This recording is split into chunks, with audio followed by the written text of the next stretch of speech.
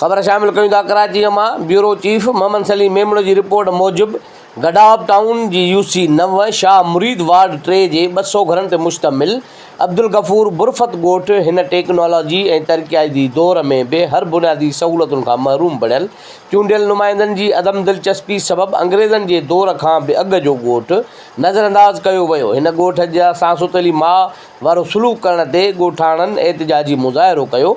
मुज़ाहिरे में खमीसो बुरफत, रुस्तम बुरफत, असलम बुरफत, इब्राहिम बुरफत, जमील बुरफत, अख्तर बुरफत, अताउल्ला बुरफत, रशीद बुरफत ऐं ॿियनि GNP न्यूज़ सां वधीक ॻाल्हाईंदे चयो त बिजली कम लाए केवल ना है कुछ लाए बाकी परेशानी रोड वोड कोन्ह कुछ कोन्हे सब कुछ सवालात की थी स्कूल सब बंद आहिनि। स्कूल कोई मास्टर न ॿियो कुझु कोन्हे स्कूल बंदि सब कुछ छा कर परेशानी माण्हू छा कनि पाणी न ॿिया। ॻोठ अब्दुल गफूर बुरफत मतलब क़दीमी ॻोठ है पर हर सहूलत खां महरूम है।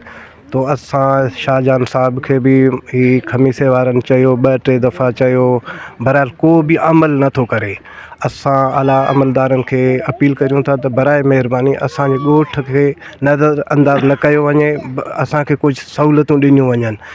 परे खां जेके नवां ॻोठ बनिया नवां माण्हू आया आहिनि उन्हनि जूं घरनि में सहूलतूं असां वटि का बि सहूलत न आहे।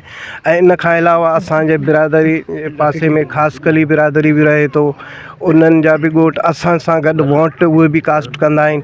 बहरहाल उन्हनि सां बि इहो ई नाइंसाफ़ी आहे। ॿियूं बि असांजूं अहिड़ियूं सहूलतूं असां सहूलतनि खां महिरूम आहियूं जीअं त असां वटि पाणी वग़ैरह बि न आहे, गलियूं रस्ता अवां पाण ॾिठा हूंदा जेको मतिलबु न अचण लाइ बि मसइलो वञण लाइ बि मसइलो।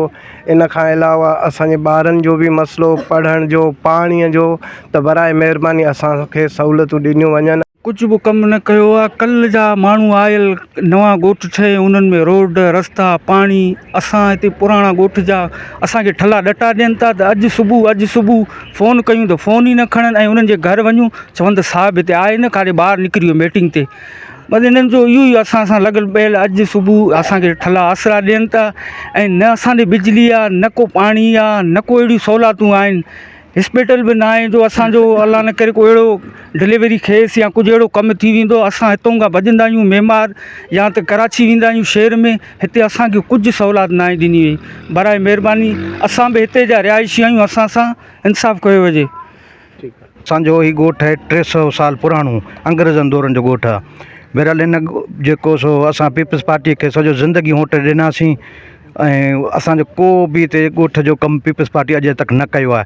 इहे काउंसलर आया हिते जॾहिं अचनि था त हुते रैलियूं करे अचनि था, सभु अचनि था ऐं उन टाइम अचे साईं कनि था।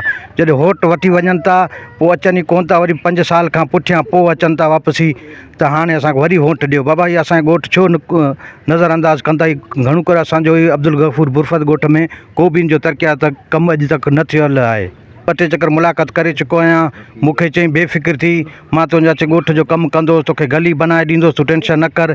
पोइ फ़ोन बि 2 चकर कयो आहियां, पोइ उन खां बाद में हाणे फ़ोन बि खणणु छॾे ॾिनई आहियां, बिल्कुलु नथो अचे। बाक़ी ॿिया जेके पासे में ॻोठ आहिनि उन्हनि में वञी कमु कर। जेके अचल माण्हू आया आहिनि हाणे जिन्हनि ते वोट बि कोन्हे उन्हनि खे अहिड़ा रोड बनाए ॾिनई जेके उनजे घर जे अॻियां वञी कार गाॾी बि सुकून सां वञी बीहंदो आहे। ठीकु आहे न। ऐं बाक़ी इहो त जेको सो उन्हनि ते वोट बि न हूंदो। असां वटि शुक्र अलहमदुल्ला असांजे ॻोठ में 600-700 वोट बि आहिनि। जेको असांजे ॻोठ में 70 घर ख़ासि कली क़ौम जा बि आहिनि, उहे बि असां सां रहनि था। उन्हनि ख़ासि कली ग़रीबनि जो उन्हनि जो बि को ॻोठ कोन कमु को बि न कयो उन गली में। अची वञी बेज़ार थिया को कमु नथो करे। बाक़ी तव्हांजे साम्हूं तव्हां पाण विज़िट। स्कूल में न मास्टर न ॿियो का न रोड न ॿियो न गैस सफ़ा आवाम पब्लिक रड़ी मारी साजाद हेॾा रफ़ीक हेॾा डांस असांजो को कमु कोन कयूं।